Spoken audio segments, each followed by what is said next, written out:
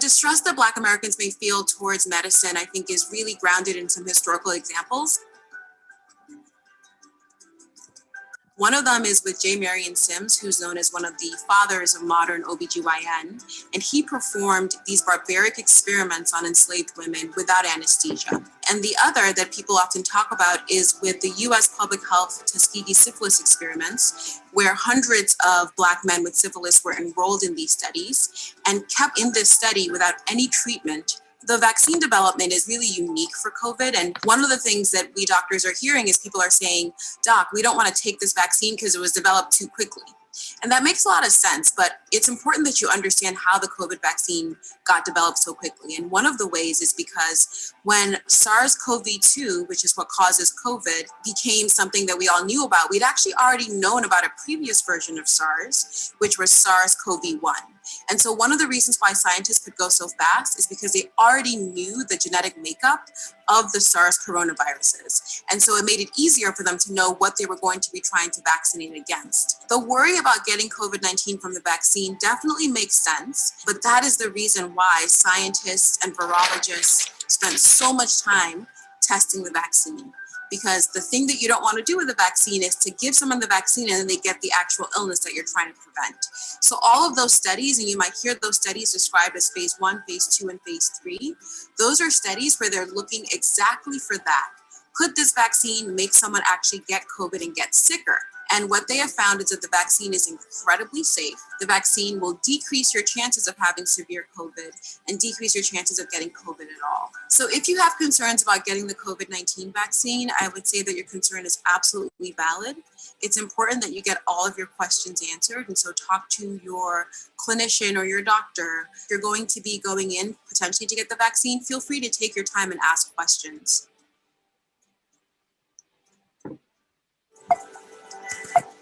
The distrust that Black Americans may feel towards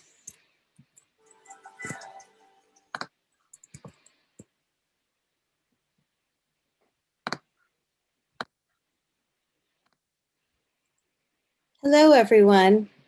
Oops, apologies.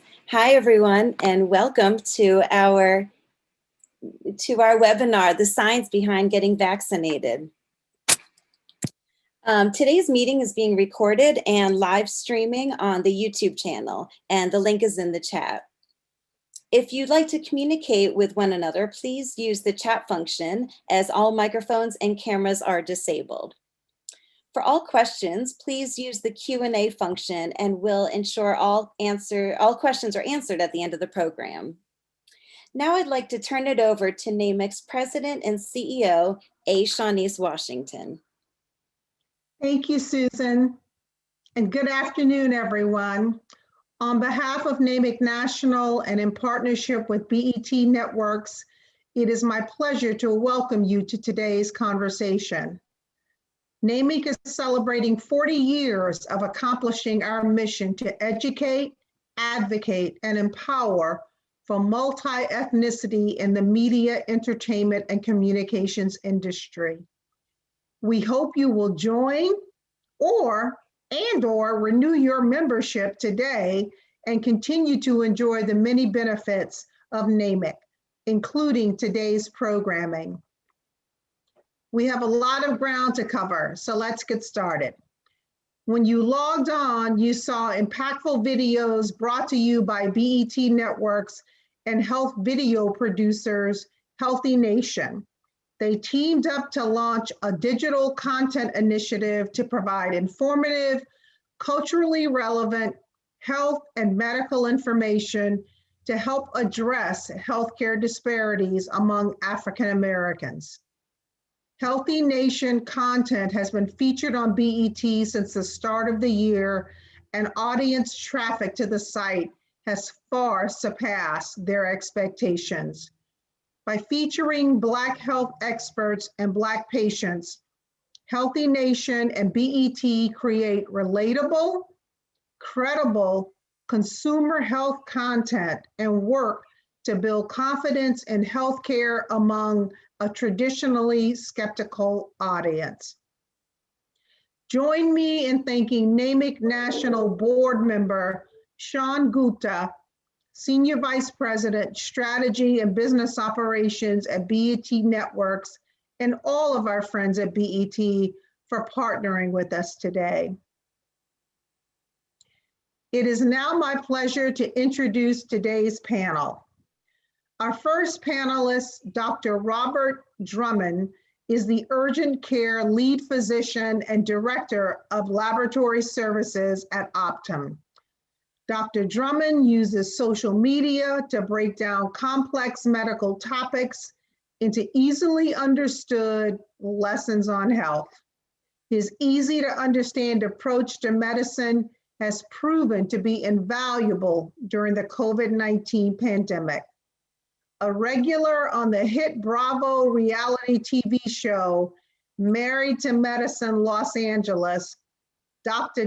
D now uses his platform to educate the public on various aspects of health. Our next panelist is Dr. Barney Graham, who is Deputy Director of the NIAID Vaccine Research Center at the National Institute of Health, where the Moderna COVID-19 vaccine was developed. He has been involved in the clinical evaluation of candidate vaccines for more than 30 years and has an ongoing interest in science education and expanding research opportunities for underrepresented minorities. Dr. Preeti Parekh is the Clinical Assistant Professor of Pediatrics at Mount Sinai Hospital and Chief Medical Officer at Healthy Nation. She's an American Academy of Pediatrics spokesperson. Dr. Parekh combines her passion for clinical care and consumer health to empower people to achieve optimal health. And personally, to maintain a healthy lifestyle, she bikes and takes long walks with her family. And rounding out our panelist lineup is Ms. Tiffany Whitlow, who is the co-founder and chief development officer at Vaccinated. She is also a member of Cox Enterprises TechStars Atlanta CEI 2021 cohort. Tiffany is an innovator and entrepreneur with 10 years of business management experience. At Vaccinated, Tiffany utilizes her relentless drive for diversity, equity, and inclusion to transform clinical research. And leading today's conversation is our moderator, Mr. J.D. Myers, Senior Vice President and Virginia Region Manager at Cox Communications. JD is also a NAMIC ELDP Class 7 alumnus. JD was also recently named one of the 2020 top 100 people to meet in Virginia. He is also included on the 2020 Inside Business Power List and the Virginia Business Magazine's 2020 Virginia 500. He is among Cablefax's most influential minorities in cable for the past few years. I extend a warm welcome to each of our panelists. Thank you for participating as part of this conversation. And without further ado, I turn things over to JD to get the important conversation started. JD, over to you.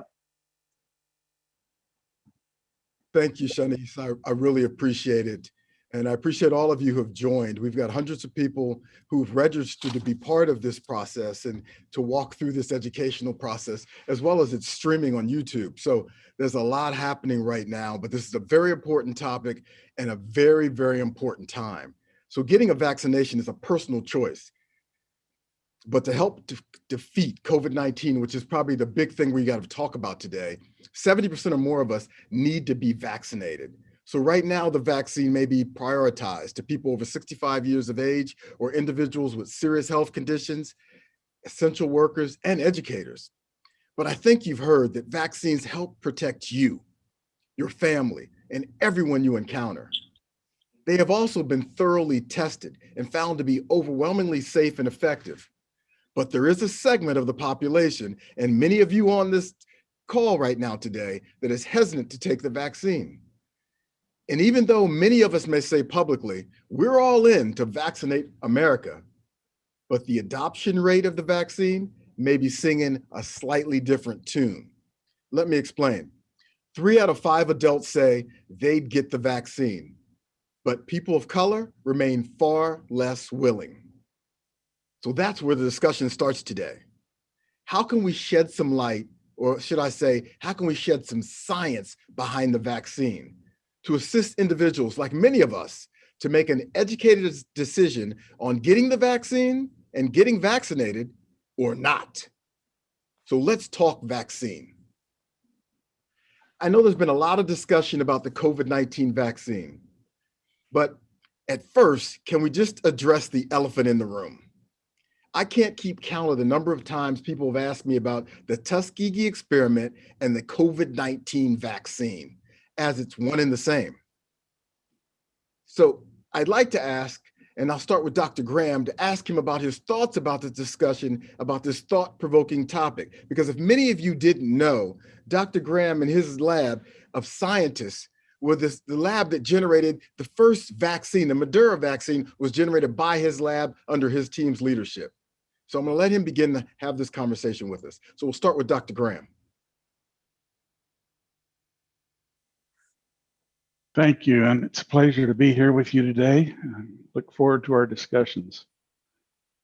There are historical reasons, like Tuskegee and a number of other events, but there are also current day reasons why it makes sense to be hesitant among minority groups. Every day, people are making decisions in healthcare settings that include bias.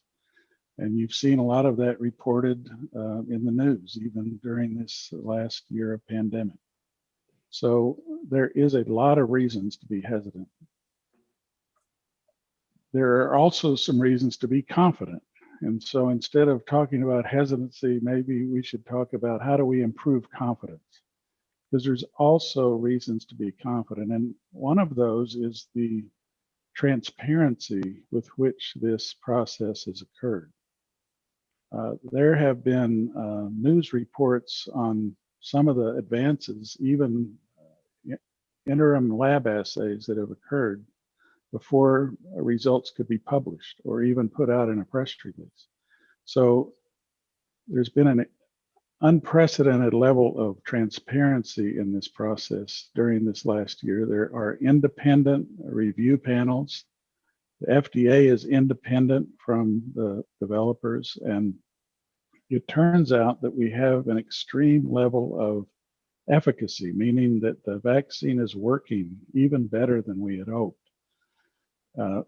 If we had a 70% effective vaccine, we'd have to immunize 100% of people to get 70% coverage.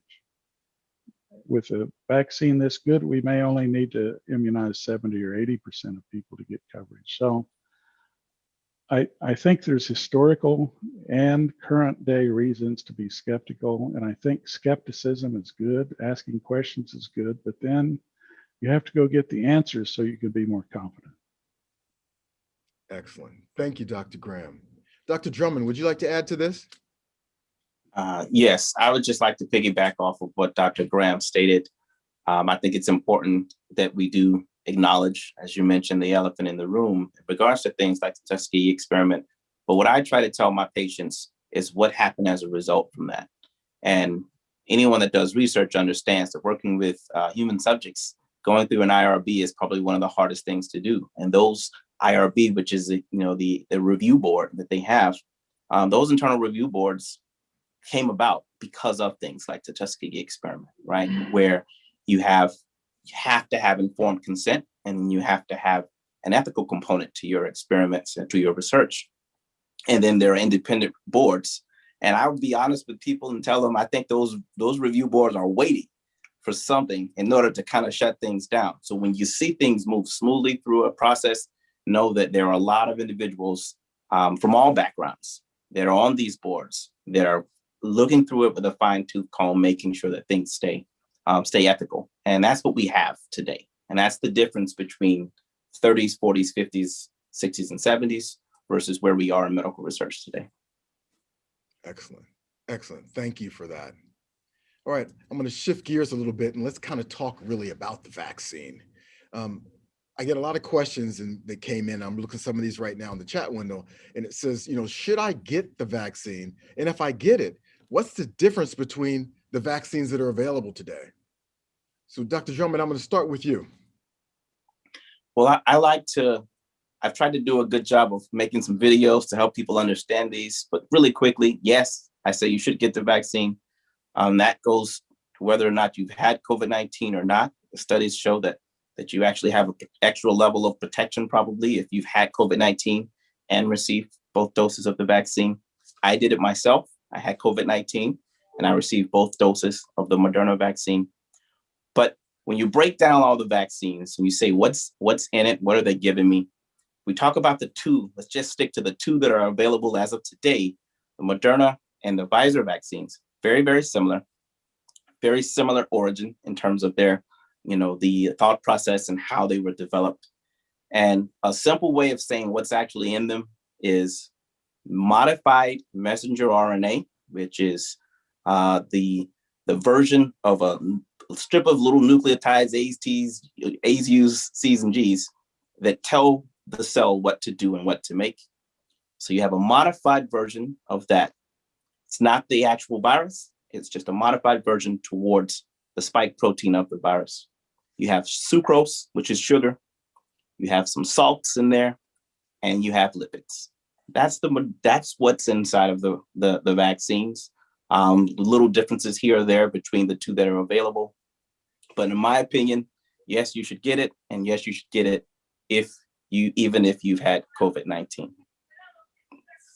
Great. So thank you for that. So Dr. Graham, since your lab, and you're the scientist who led the lab that generated and developed the Moderna vaccine, and we just got a clear understanding from Dr. Drummond of what actually they're putting into your body.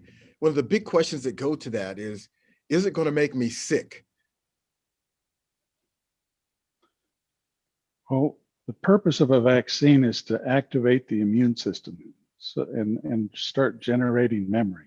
And in this case in particular, Dr. Drummond mentioned the spike protein. Spike protein is something that decorates the outside of the virus, which is a little sphere. It's very tiny. It's something you could never see with your naked eye. About 10 to 20 million viruses can fit on the head of a pin. And the spike protein is only a small part of that. But we have the capability now of seeing this in great detail. So I can make a 3D image of a spike protein and hold it in my hand and see every twist and turn in the protein. Those antibodies that we're trying to elicit with a vaccine see the surfaces, and the surfaces of this spike protein are what we need to be preserved in order to get the right antibody to come out of it. And so the basic element of the vaccine is the spike protein eliciting antibodies that can come back and have memory for the virus if it ever shows up. And the spike protein itself is less than 10, it's just a little over 10% of the total virus.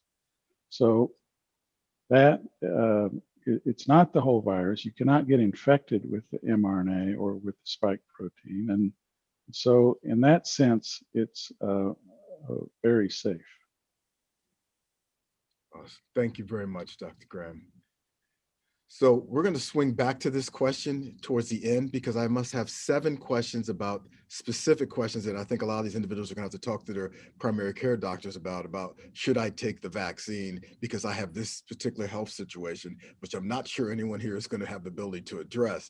But there's several of those questions I'm going to have to read and get through, but I'll ask you another question while I continue to review those. So I'm going to shift gears just a little bit and talk to you, Ms. Whitlow. And there's a question you had an interest in, which is, can I still catch the COVID-19 virus once I've been vaccinated? Yeah, with any vaccine, there's a possibility of getting infected. However, the studies have proven that the COVID-19 vaccines do not cause COVID-19, and they do lower our risk of severe illness, and they lower our risk of overall infection. Okay, so thank you for that. So I'm going to ask Dr. Graham to kind of add on to that. So Dr. Graham, your thoughts on that, but also if you add to this, how long does it take the vaccine, once I get it, to have some kind of effect in my body where I'm actually protected? Right. So the mRNA vaccines for both Pfizer and Moderna are given as 2 doses. The Pfizer is 3 weeks apart, Moderna is 4 weeks apart. If you look at the data from the phase 3 trial, you can see the curves of infections in the placebo group and no infections in the vaccine group separating, even before the second dose. So about 10 to 14 days after the first dose, it looks like you're generating a significant amount of immunity, and you don't get any severe illnesses after 10 days after the first vaccine. The second vaccine is still recommended because that's what boosts your immune response to even higher level, gives you better protection, especially if a variant comes along, and makes the response more durable. I think there was a first part to that I may have missed. That's okay. I think you also covered it, because I think one of my questions that came in is coming, Dr. Drummond kind of addressed it, but in case anybody else wants to lean in on this, people are asking the question over and over about which one of the vaccines are better. But I think Dr. Drummond clearly talked about them both being equally effective. And I don't want to put words in your mouth, Dr. Drummond, but I think that's what you said. Well, I would say if we're talking about the 2 that are available today, the studies show that they're very, very similar in terms of their efficacy. And when I say efficacy, I try to be very specific, because when we look at what the vaccines are helping to try to prevent, we're looking at separating. So you guys know, if anyone that follows me know, I'm very big on separating these. SARS-CoV-2 infection, which is the virus, and then mild, moderate COVID-19 or severe critical COVID-19. And we see that in terms of preventing mild to moderate as well as severe disease, both the Moderna vaccine and the Pfizer vaccine, very, very, very similar.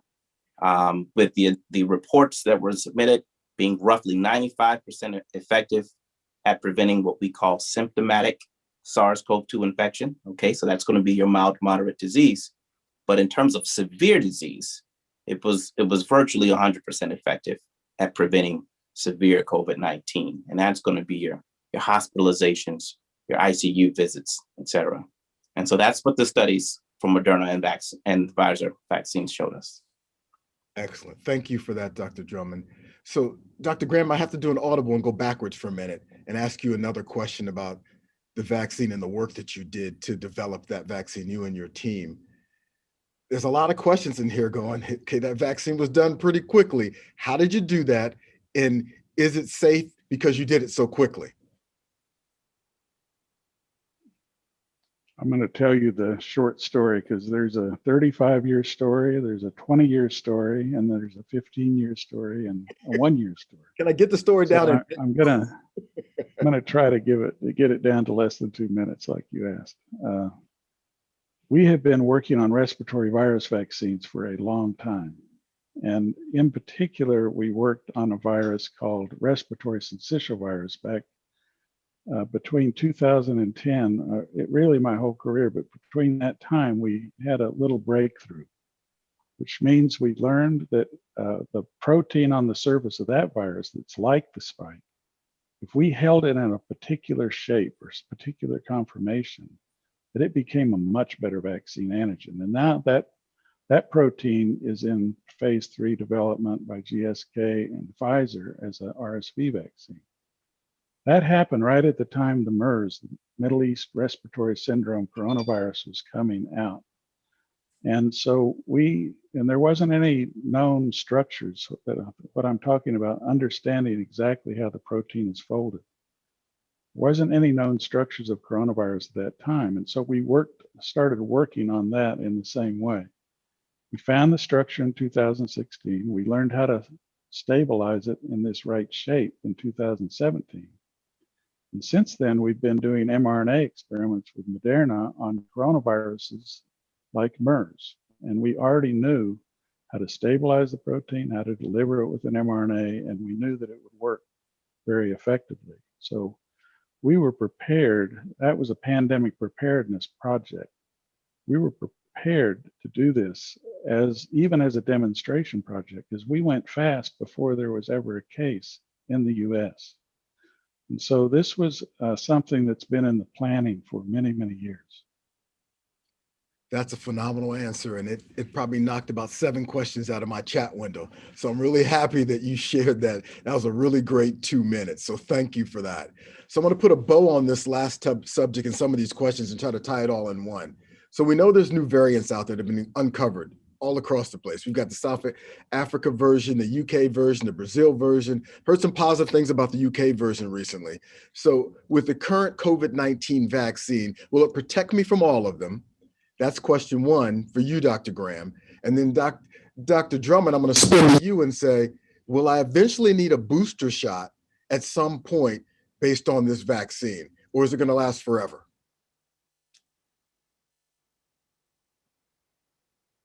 Okay, well, we knew that RNA viruses were going to be changing. All RNA viruses change. Every time they get a chance to replicate in a new person, they can have a chance of changing. So this is not a surprise to see new changes. And overall, compared to a flu virus from one year to another, there's very, very few changes, even now, in these variants that we're concerned about.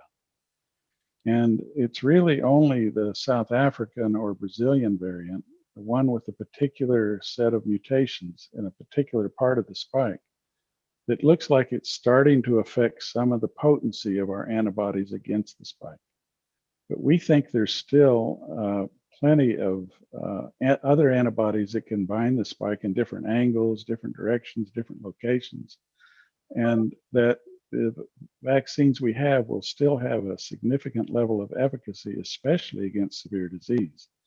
So Pfizer, Janssen and the Novavax have already tested their vaccines in South Africa. And so they got a direct test of how good is the vaccine against the current virus versus the new virus. And it does go down several percentage points. It goes from in the 70s or 60s down to the 50s. So it does take a hit on protection, but on severe disease, it doesn't really, it hasn't really compromised our ability to protect against severe disease. And that reminds me of your earlier question that I missed. What we're trying to do with the vaccine is protect the lung and lower airway. As Dr. Drummond said, you got to separate severe disease from mild disease. Is it a pneumonia or is it a cold? And so the design of these vaccines is to protect the lung. So you can still sometimes get infected with virus in the nose. The virus doesn't grow as high and it doesn't shed as long when you're vaccinated, but it can be there. That's one of the reasons we want you to keep masks on, even though we've been vaccinated. Excellent, excellent. So thank you for that. So Dr. Drummond, can you take the next piece of that about booster shots? Well, I'll say that Dr. Graham did a beautiful job of explaining. He could do a better job than I ever could of explaining what's going on in regards to the vaccines and the variants. And I love to echo the fact that what we really want to do is make sure that we're preventing severe disease. And the Johnson & Johnson's data that was just released, I just went through all 120 pages that they submitted to the FDA, and it was very reassuring to see that they looked at multiple countries, including South Africa, including the US. And when you look at severe disease, they actually separated to how well does it protect between day 14 and day 28 versus beyond day 28. And you see that if you give it, the full 28 days in terms of, giving your body a chance to develop its full immunity, you see that beyond 28 days, you're still roughly, I think the numbers are around 85% efficacious at preventing severe critical COVID-19, which is phenomenal number. And so the answer in terms of will we need a booster? I will say that we don't know, but what I do like to see is that Moderna very early on has already said, hey, we're already starting the process of working on boosters that basically will contain modified RNA of the new variants that are out. And Pfizer has talked about doing the same thing. And I think with the technology that Moderna and Dr. Graham's team at the NIH have developed, it should be very simple to kind of slip out the old version of the modified RNA and slip in the new version with the new variants that correspond to the mutations in the new variants without having to go back through for stage 1, stage 2, stage 3. They've already proven that it's safe. They've proven that it's efficacious. You slip out the old version, put in the new version, and you can have a booster pretty quickly, I think. So I think that would be the best answer that I could give. Excellent. So I'm going to go into herding effect in a second. So I want all you to get prepared for that and start thinking about how you're going to respond to that. But I have another audible I'm going to pull because it's popped up here probably 5 times now. That somewhere everybody's read today that the Johnson & Johnson version of the vaccine is out now. So does anybody have any insight in the Johnson & Johnson vaccine, its ability to protect you from the virus, and considering it's supposed to be apparently one shot, if I'm reading this chat information correctly? Well, I'll add a little bit to what Dr. Drummond just told you. It is one shot. The number for protecting against mild disease is not as high as it is for the mRNA vaccines, but the number for protecting against severe disease of the current viruses in the US is almost 100%. And its efficacy, its ability to protect does continue to get better out by around day 42. So it gets better and better beyond 2 weeks. So the J&J vaccine is going to be a very good and effective and helpful vaccine to add to the 2 mRNAs. Excellent. Thank you very much for that. All right, so we're going to shift. And just to let Dr. Drummond know, since he thought it would be a good idea, that the new version of the vaccine should start phase 1 trials in about just a couple of weeks.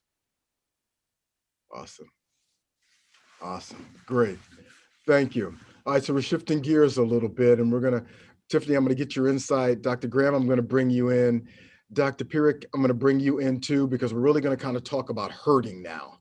And because that herding effect, I mean, I probably need you first to start out and just kind of lay some insight in. Tiffany, you had some thoughts about this, about the herding effect and what it is. And then, Dr. Graham is going to transition into also helping on how do we get the population to a point where the herding effect kicks into gear. So we'll start with you, Tiffany. Awesome.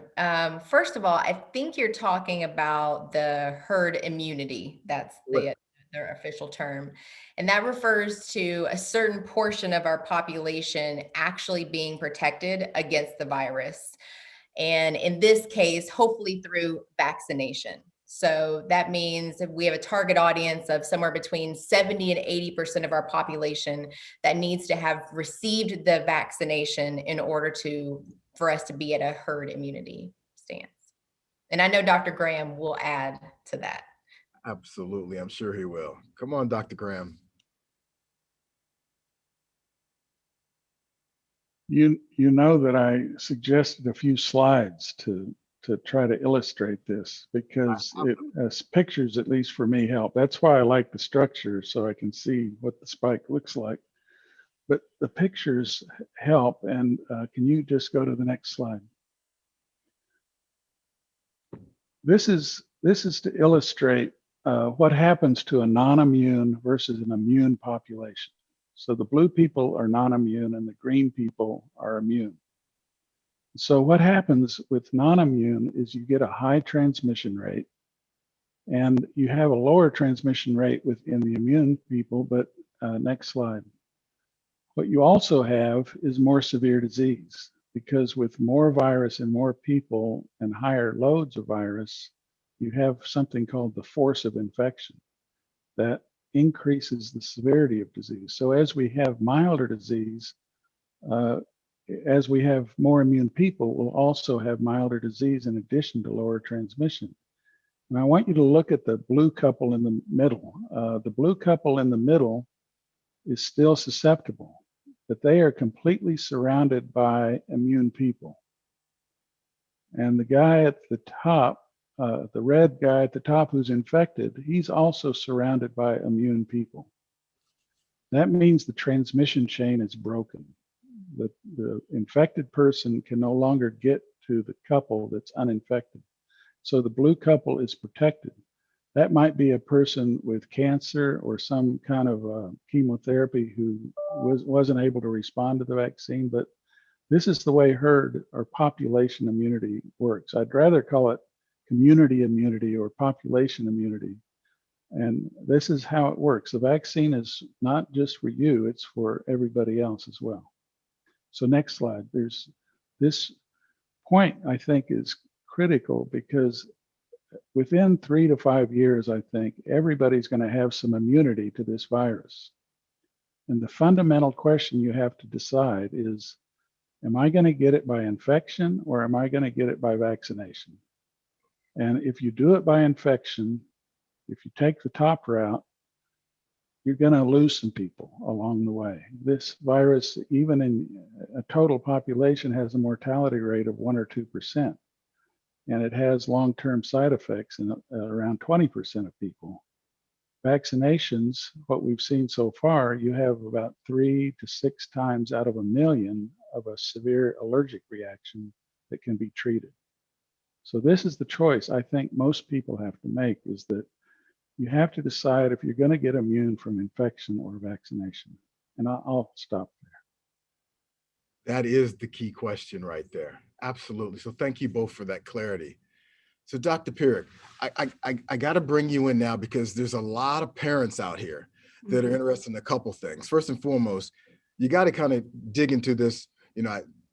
Tiffany corrected me when I said the herding effect, but I fake like I'm a doctor, but I slept on a Holiday Inn Express one night. That's the closest I get to that, Tiff. So that's why I called it the herding effect. So with that being said, how do adolescents and teenagers play in this herding immunity process? And then more importantly, if you have any insight into when are adolescents and teenagers really going to start getting this vaccine? I know they're starting basic trials of kids under 18, but they really haven't rolled this out yet. So if you can kind of bring us around on both of those things for all these parents on here. Yes, no, definitely. So one of the biggest things also when we're talking about herd immunity is, as Tiffany mentioned, we have to get up to like 70 to 90% is what they're saying for COVID-19. And in order to achieve that, we have to include our adolescents, children in that population in order to reach those numbers. And so they are a big part of our population to get vaccinated, and they do get sick. I know we've talked a lot about the adults getting really sick and the children not as sick. They have milder illness. Yes, most kids do get milder illness, but there are a lot of children that are actually getting very severe illness, especially school age and adolescents. It's rare, but it's still happening, where they are requiring hospitalizations and they're developing a syndrome called multi-inflammatory syndrome in children, which is the inflammatory response, and they can get very sick. It's rare, but it's still there. So it's important to get them also vaccinated. So at this point, we do have some good news that Moderna and Pfizer are looking towards getting some trials going. We have Moderna actually has, I think, and Dr. Graham, of course, can clarify, but it does have around 30,000 12 to 17-year-olds enrolled are getting for trials. And then Pfizer just finished their 12 to 15-year-old trials, and they're hoping that maybe by June or this summer that we could roll them out. And then older children, there are effective, like 16-year-olds, they can get a vaccine. But the problem at this point also is that we have to go based on the needs of the population. So even though some of these are available for older children above 16, we can't still give it to them until we go through the criteria. But in terms of going back to college, school, and opening up society, we really do need to get children and adolescents vaccinated. Excellent. Rick, you've alleviated some concerns of a lot of people in this chat window. So that's a good news story. So now we're Before we transition a little bit to talk about masks, because we can't leave here without having a mask discussion, I really got to take a small step back and talk about, once you have the vaccine and you've been vaccinated, can you do one of two things? Can you still catch the virus, and can you still transmit the virus? So that's an audible one throwing out here. Who wants to lean in and answer that question, or at least begin to address it?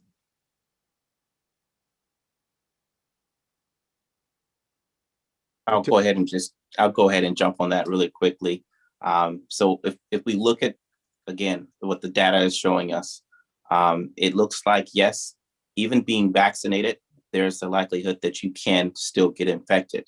What I like to explain to everyone is that vaccination isn't like a magical shield, like the Force, right? It's not a magical cloak that just kind of keeps the virus away. In order for vaccination and immunity to work, the virus actually has to get inside of you, right? And so there's a brief period of time where, yes, we think the virus can enter. It's probably going to try to reproduce, but it's going to very quickly see an immune system that's going to shut it down. And so while we believe that the vaccines are very, very good at preventing severe disease, they may not be able to completely prevent infection. And there may be a short period of time when you are able to get infected and may be able to still transmit it. So I would say, yes, even if you've been completely vaccinated, the current recommendation is to please still practice all safety regulations to help other individuals. We want our safety recommendations. We want you to wear a mask. We want you to wash hands. And we want you to socially distance. Excellent. Anybody else want to add to that? I think that's a good answer. Awesome. The virus will be lower and it'll shed for a shorter time, so you'll be less likely to transmit, but you could still potentially transmit at a much lower frequency. We can't really take our masks off until the total virus load in the community is down. This is a everybody in it together type of situation. With the community immunity and the community cooperation to get the virus load down. Excellent. Thank you. Thank you to both of you. So I've got this question, and I'll throw this out. Dr. Pierick, I'll throw it out to you. Dr. Drummond, I'll throw it out to you, because we've talked a lot about the vaccine. But what about the risk of not taking the vaccine? Because I've heard a lot of things about this long haulers thing with COVID-19 and long haulers. I even heard a term, and it may be from one of you, where it may be our next pandemic. So can we talk a little bit about the risk of not taking the vaccine, whether it's in adults, whether it's in children, and then about this long hauler effect? Give me an understanding of what that is and what everybody should know about that. So I can just start quickly with, just in terms of the risk of not taking it, there are a couple of things. One is that we don't actually know how an individual will respond to getting COVID-19. From my own personal experiences with colleagues and friends and patients, somebody can get it and they can get really sick and have severe disease, and some just get mild symptoms, and some are asymptomatic. So by not taking it, you are actually exposing yourself for potentially to get very sick, because you will not know how your body will respond if you do get it. The second thing of risk of not taking it is, again, about the community sense. If you don't take the vaccine and we don't reach this herd immunity, we're not protecting our community members, our family members, our friends. And the sooner that we get everybody vaccinated, the sooner we can all get back to our normal lives that we had pre-pandemic, and also just getting together and seeing our family. So those are some of the key things of making sure risk of not taking it. And then I'll let Dr. Drummond, if you want to talk about the long haulers. So I think that was a great explanation. I agree with everything Dr. Pierick said. And just to add on to that, I like to pose this to my patients when they tell me, Doc, I'm not really concerned about this virus. It has only I have a 98% chance of surviving it. What's the big deal? And I explain to them a couple of ways. I say, first, for a virus that's going to eventually, every person, every man, woman, and child in the US is going to see it. It's 330 people. So 2% mortality rate is 6.6 million. It's way too far. But even if we look beyond mortality, if we look beyond survival, that's where we get into these long haulers. So these are individuals who get infected. And as Dr. Pierick stated, you don't know what your response is going to be. So for some individuals, it's asymptomatic. For some, it's mild. For some, it's severe. But then there are individuals that have continuous problems. We're seeing chronic neurological disease. We're seeing chronic kidney disease, liver disease. I mentioned to my page, I have 15 patients right now that have been beyond 6 months without being able to eat, without being able to, taste or smell, which means a lot of them, they don't like to eat. They've resulted in malnutrition, they've resulted in depression. These are the things that we see in some of the COVID long haulers. And to your point, Mr. Myers, about this being the next pandemic, I think the best way to say it is this could be the potential next public health crisis, because we're starting to see chronic long hauler centers sprout up around the country where we're trying to better understand and better treat these patients that are having long-term disease. So that's the risk that you run. It's not just the idea of having a bag of Skittles with 50 Skittles in there and one of them being going to kill you, right? That's the risk. It's 1 in 50, okay? So that's the risk of dying. But beyond that, now think about, you've got a bag of Skittles, there's 50 in there, and of those 50, might be 20 of them that will probably cause you long-term disease. And that's something that I try to pose that, and a lot of patients say, I don't want to eat a bag of Skittles with 20 of them going to get me sick for a long time. That's excellent. You said a key point, though. I think you said chronic long haul centers are beginning to pop up. Is that the word you said, Dr. Drummond? Yeah. So if anyone can go to Google, you can put in COVID-19 long hauler center, and you'll start to see these are like multidisciplinary centers that are starting to sprout up around the country in major cities, where they're trying to understand and treat individuals that have long-term disease. Wow. It's more research, more things for us to look into. So here's another quick audible, but I think this is a quick one, and it might be, I could probably answer this staying at Motel 6 one night, but I'm gonna let this one go, Tiffany, before you say something. People are asking, since there should be some side effects, just like any other shot you could get, should you take Tylenol or something like that before you get vaccinated? Who wants to answer that? Well, it can't be me. Yeah, the recommendation is to not take those drugs before you get vaccinated, but especially after the second dose of the mRNA, it's fairly common. About 60% of people have some symptom after the second dose. It's either local, a sore arm, a swollen arm, a red arm, or it's what we call systemic. It causes fatigue or muscle aches, or sometimes a fever, sometimes some chills. If you start to get those symptoms, then I think most people would recommend that you do take a Tylenol or a Motrin type of medicine, and that would help. And those side effects usually last for 24 to 36 hours, and then they're gone. So there is a price to pay for getting immunity. So that's what it is. Interesting. So I know no one's really an OBGYN out here. So, but I know we have someone who really specializes in pediatricians. So Dr. Piri, I'm going to ask you this question, and you may default it, but there's a few questions about childbirth and getting the vaccine when you're pregnant or expecting. Has there anything been said, or if there's any research out there that anybody can share on that? So the ACOG has come out saying that they are recommending the COVID vaccine to pregnant women. I've actually have had a bunch of doctors that are pregnant that have given birth at the hospital, and I've seen their babies, and they did get the vaccine. And interesting enough, they all want to get the babies tested to see if the immunity was passed. So we haven't gotten, at least in my hospital, we haven't gotten there yet, but we have seen some studies. If a mom has contracted COVID during their pregnancy, there has been some blood work that's been done on the babies, and they've seen that there's immunity that's been passed to the baby. So that's actually some good news too, that the newborn has gotten some protection from if the mom was pregnant with COVID-19. And so hopefully then now, as more pregnant women get the vaccine, we can maybe do some more studies also in looking at the newborns and seeing if it should technically, what happened with, if you had COVID-19, it should also happen with the vaccine. And the other good news is with the newborns, if for those moms or anybody who's out there who are pregnant and had COVID or unfortunately have it now and they're pregnant, most of them, I would say all of them really have done well, and they really haven't been transmitted. The actual virus, and they've come out and they've done pretty well. So to reassure those moms too. I would say, I think Dr. Graham can probably speak on this better than I could, but when you look at the data from the trials, both mRNA trials, there were individuals who became pregnant during the trials, and there were no adverse events there.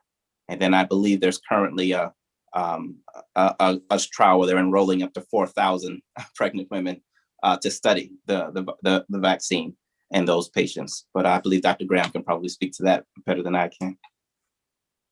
Well, I just want to amplify something Dr. Parikh said, because she noted that some healthcare providers had been vaccinated. And as the rollout of more than 40 million people has happened, there have been over 20,000 pregnant women who've been immunized.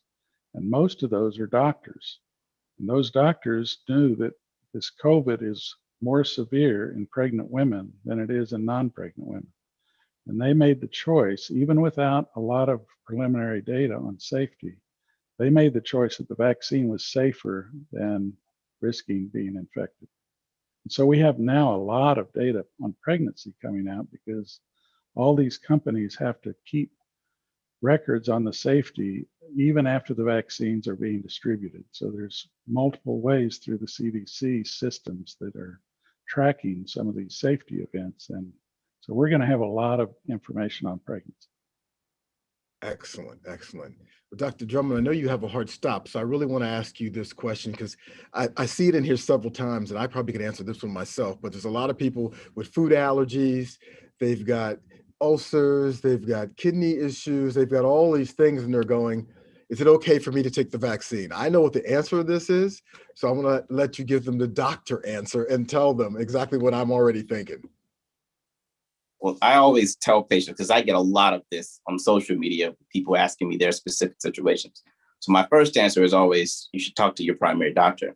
The reason I say that is because some of these situations are very particular. And so if you have a very severe autoimmune disorder, or if you are a transplant patient and you're on rejection medications, your doctor may want you on a special schedule and say, I want you to reduce this medicine and then get the vaccine and then resume it. And so it's impossible to answer those questions, universally and give a blanket yes or no without knowing someone's individual health situation.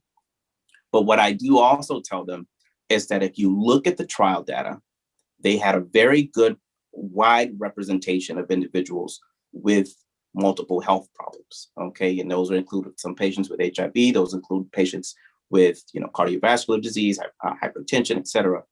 And so the data looks good across the board. But when you're talking about very, very specific scenarios, I still always recommend individuals talk to your primary care doctor. This is an ongoing discussion. It's a fluid discussion, and they may have some very special recommendations for you depending on your special situation. Very clearly, I could have answered that question. So thank you very much, Dr. Drummond. I appreciate it. So let's do a slight shift. So, and I'm going to go right to you, Ms. Whitlow, because it's really about clinical trials, and we really haven't even stuck our toe in that water. And there's been a lot of discussions about the topic of COVID-19, the vaccine, and the progress we made about clinical trials, but really there wasn't a lot of progress, at least what's been heard and published, about representation of diverse candidates having participation in those clinical trials. So you want to lean on that and give us your thoughts about that? Yeah, first of all, I want to start by saying there's no one answer for this. We have seen progress through the development of the COVID-19 vaccine for sure. Like anything else, this is about an audience that feels like for a while they were overlooked and underserved and brought in after the fact. We've had to do a lot of shifting. So one thing that has played to our favor here is you turn on mainstream TV and every family in America is talking about COVID-19, understands that COVID-19 is a thing, and understands that a clinical trial is the way that drugs are developed, or the way that we have the products that we trust every single day. And so we have to go through a process now of overly simplifying how people can see themselves as a part of the solution, and ensure that that is something that their generations within their families can tap into. Because I want to be a part of the future success for my children. And I know my parents would have done the same thing for me if I understand what my part is and how I can participate in. So yes, the short answer is we have seen some progress. It's not enough progress, but I am happy to see that we have seen some, and I hope that it's ongoing. Excellent. Thank you for that. So Dr. Pirik, I have $1 million question for you. Like a lottery question, because it's the new currency. How can people get access to vaccine if they want to get vaccinated? Yeah, and this is, it's been a real issue.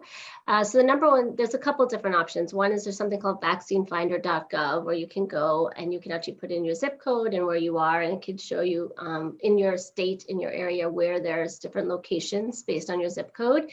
The other thing is, if your doctor, I would call your doctor. It's a lot of your doctors are affiliated with an institution.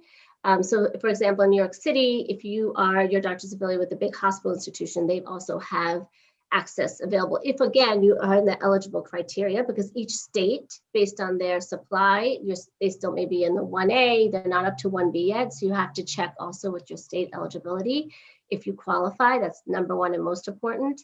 Now pharmacies are starting to carry them, which is great news. A lot of the clinics and doctor's offices starting to have them. Where I am on the East Coast, they had Javits Center, the Yankee Stadium, which also was wonderful because those mega centers that had opened up really improved access to care. The other great thing is really to keep in touch with your local state and city Department of Health, because what they're trying to do now also is, for example, the Yankee Stadium in New York, where I live, is they made sure that it was only open to the Bronx residents, because some of the things that were happening is that people from all different states were starting to come in and trying to get into the area, and those local residents weren't able to get their appointments. So a lot of the new states and cities now are really trying to make sure that they're opening up centers within the communities so people have increased access. Also, there's a phone number, like in New York, we have 311, and there's also, if you go to your Department of Health, if you have issues of doing it online, you can actually call and they can help schedule your appointment. And always use your doctor also as another backup if you're really not able to get through and figure out what your options are in your area. They are usually up to date now where you could get it. But the good news is that definitely CVS and Walgreens and all these pharmacies are now also getting it. So hopefully that will improve care and access. That was a pretty answers. Thank you for that. And in the chat window for me to move my camera because the sun is fading me out. I have a lot of power.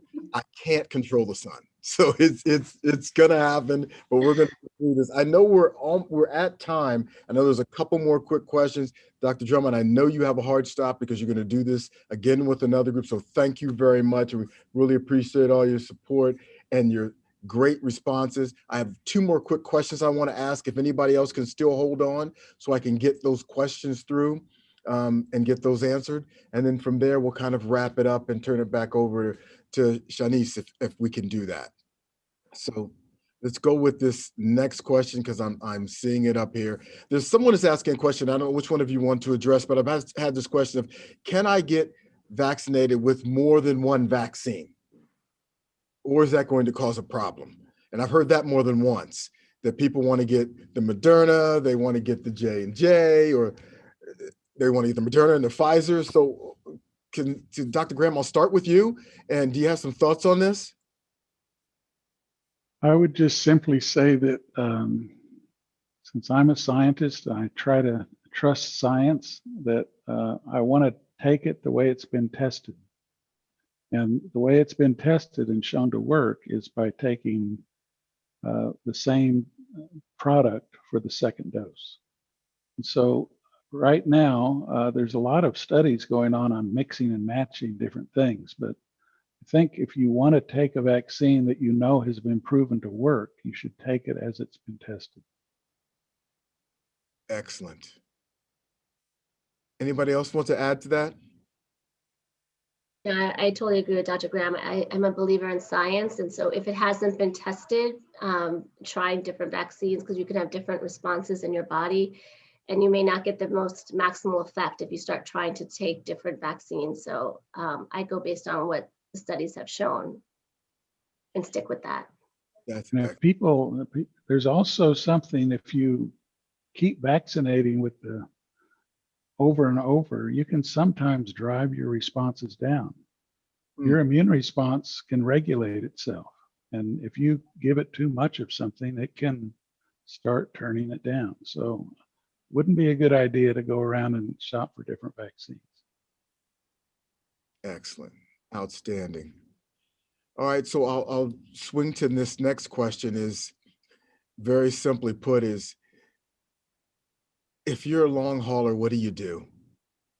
I know we just lost Dr. Drummond, but there must be someone who knows a long hauler in here.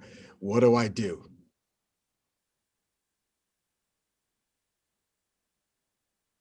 Dr. Parikh, you want to lean in on this? Yeah, I mean, I think the most important thing is to stay in close contact with your physician. There are respiratory therapists. People who have lung disease or long haulers are actually having a lot of chronic fatigue. So keeping in touch with your physician and seeing if maybe, for example, if you have a lot of lung disease, there's respiratory therapists who are now creating exercises to help increase your capacity and doing things like that. And unfortunately right now we're all still learning of how to improve these long haulers outcomes. So I would say the best thing to do is continue not to give up in the medical community and to continue to talk to your doctor about these long haul effects and see what new treatments, because every day, every week, there's more and more new data coming out, new research and new treatments. And so I would definitely not give up. I think where we were a year ago to now, how much progress we've made.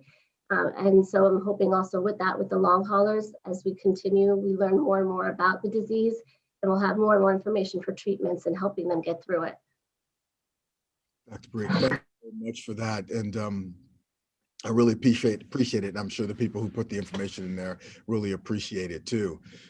So all of you saw these videos that played earlier, everybody who's there, and those videos were actually a collaboration between BET and Healthy Nation, who produced it. And I think there's even other videos that you can get access to. I was going to ask you, Dr. Parikh, because you were part of that and you're part of Healthy Nation, are there any other ways that people can get access to those videos? Yeah, I mean, the two ways that BET's website now, they've made a commitment to address the health disparities. And so that's a great initiative. So now they actually on their website have a health tab where you can actually go in a health section where our videos can be found, and also on our website, healthynation.com. We're also, through BET has a great social media following. So they're also putting the videos out there. And the great thing about this initiative and why we work together on it is because they have the trusted community, that they are the trusted voice. And they worked with us because we had a lot of expertise in the medical community. All of our videos were reviewed by 2 doctors. And one of the biggest things also is to get the word out. We're a big believer that we want to use community members. So using Black doctors, using Black experts, using those cultural nuances and making sure that we address them and the community in a way that we understand what the obstacles are. As you saw in the beginning video, she said, I understand why people still have hesitancy because of the history of what this community has gone through with the medical community. And as Dr. Drummond or Dr. Graham had mentioned about, and Tiffany had mentioned about, even now, there's biases when people of color go to a medical community, they may not feel they're getting the right treatment.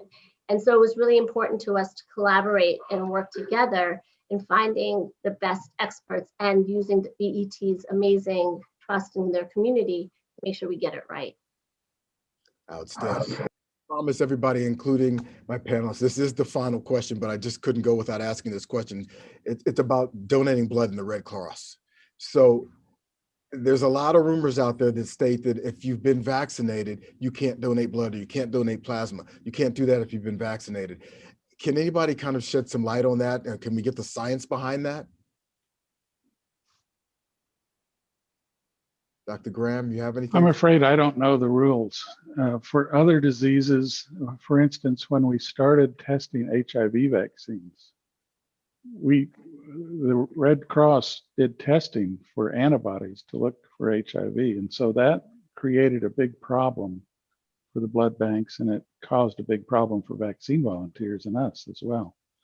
But for this disease, I don't know the rules. I think that's going to have to be something that's looked up online or go to the Red Cross website. I'm sure they would have some information on the Red Cross, on the real Red Cross website. Absolutely. Somebody else tried to correct me, not just you, Tiffany, and told me it's not a rumor. It's actually a fact. It's on their website. It's not uncommon for the Red Cross to avoid blood donations during a period after an active immunization or an active illness or an active anything. And so it may just be a matter of time. I don't know what the rules are. Excellent.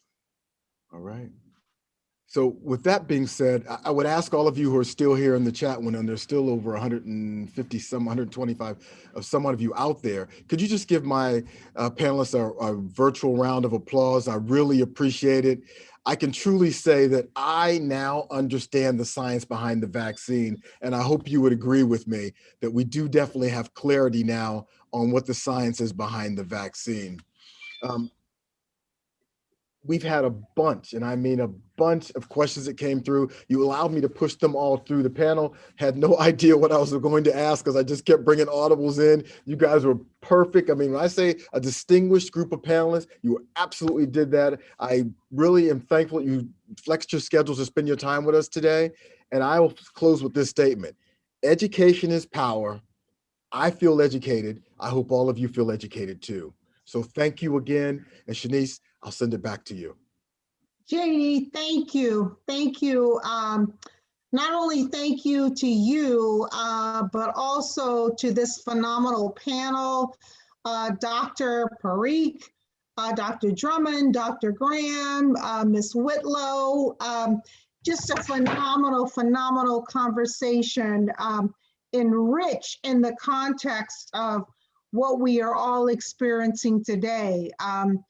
I personally have been able to, I'm a beneficiary of my first shot. Okay, I don't know, I see screen stuff happening here. Okay, there I am. So I got my first shot. I am gonna have my second shot on March 5th. I am absolutely inclined to lead by example. Not only for my staff and team, but for my community and everyone else. And it's important, because I've had those tough conversations as well in terms of, people that I know who are reluctant and reticent, but going through it and sharing my experience with them has absolutely made the difference. And that's what I would encourage all of us to do, so thank you all for participating in this conversation. Thank you, JD, for moderating and leading the dialogue.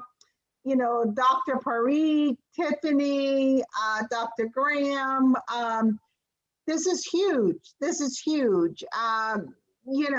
This is not a typical webinar we would do in the context of NAMIC and who we are as an organization, but it is certainly important in the context of who we represent as a community. So I just can't thank you all enough for being a part of this. So thank you. Anne-Marie, do I turn it over to you to close out, or? You're on mute, Anne-Marie. I know that's usually my problem, so. Again, I echo Shanice's wonderful remarks to thank everyone and all our participants for joining us today. Again, JD Myers, you are amazing. I hope you can stay on once everyone concludes. And with this, we conclude today's webinar. Thanks, everyone.